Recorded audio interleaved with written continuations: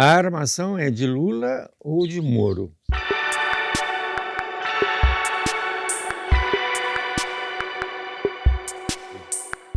Essa semana, a Polícia Federal revelou, através de diligências e de um processo de inteligência que vem de muitos anos, uma facção especializada do PCC, do Primeiro Comando da Capital, que foi treinada, organizada para sequestro e morte de líderes políticos brasileiros.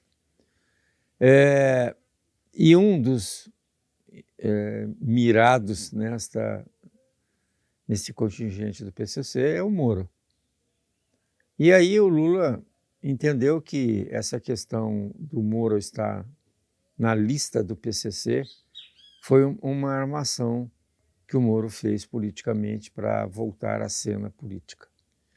Bom, a bem da verdade, a participação do Moro na questão do PCC, apesar dele ter sido ministro da Justiça no governo Bolsonaro, houve um processo de remoção de presos para o Presídio Federal de Segurança Máxima. E na última hora, o Bolsonaro pediu ao Moro que não fizesse essa transferência. Então, essa foi a participação do Moro nesse episódio. A participação de Moro, segundo consta das diligências da Polícia Federal, e pelo menos pelos relatos e pelas gravações conseguidas pela Polícia Federal, é de que quando Moro foi ministro da Justiça, ele introduziu uma série de mudanças na legislação para, inclusive, cercear as ações do PCC. Então, o problema do PCC com o Moro foi exatamente as ações que ele, como ministro da época, tentou colocar na legislação para se tornar, inclusive, dar uma legislação específica sobre isso, porque não tem no Brasil esse crime de tentativa ou planejamento, ou seja, o planejamento da morte de um líder brasileiro não é crime. Era isso que o Moro estava querendo fazer, exatamente. Ou seja, a partir do momento que haja provas de que havia um planejamento, já poderia a justiça atuar. Então, essa foi a participação do Moro. E ele foi, como ele está na lista, evidentemente, cria uma instabilidade na família de uma pessoa. Ora, não é fácil você saber que a sua cabeça está a prêmio. E por uma instituição criminosa que não é só brasileira hoje, ela tem ramificações no mundo todo. Ou seja, ela se tornou forte em função da própria fraqueza do Estado brasileiro. Bom, Lula teve mais uma das suas reações infantis, ou seja, que não era esperado de um político com 40, 50 anos de experiência.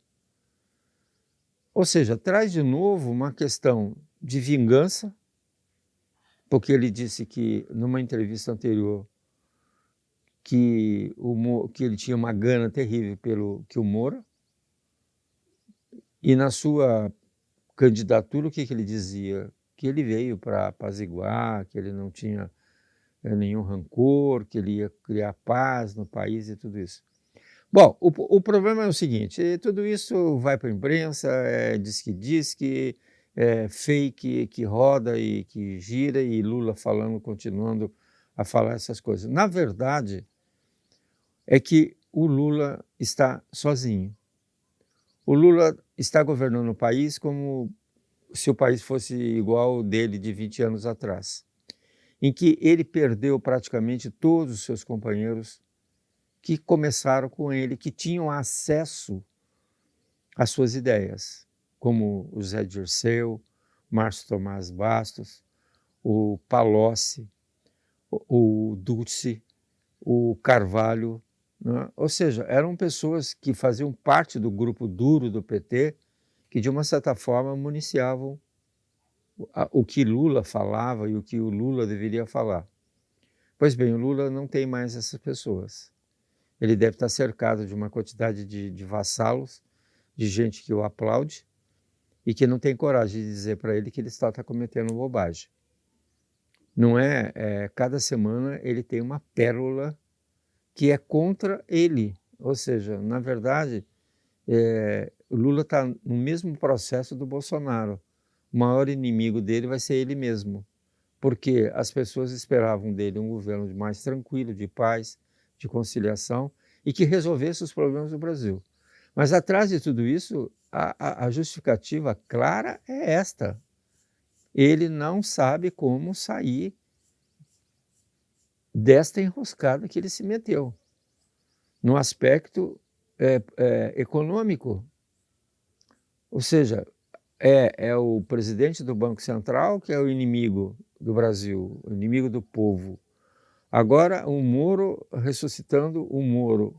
E a questão da taxa de juros? Como resolver essa taxa de juros? E o Banco Central, como é que fica numa situação extremamente complexa para poder resolver esses problemas? Porque o problema não é a taxa de juros, o problema não é o Moro, o problema é a incapacidade do governo em resolver os problemas do Brasil, que não são problemas que se resolvem em um governo. São problemas estruturais que dependem de uma geração para resolver esses problemas do Brasil. O ideal seria que nós tivéssemos uma maturidade política para criar um pacto político para tentar resolver os problemas que impedem o crescimento do país e que depois cada partido seguisse a sua vida partidária.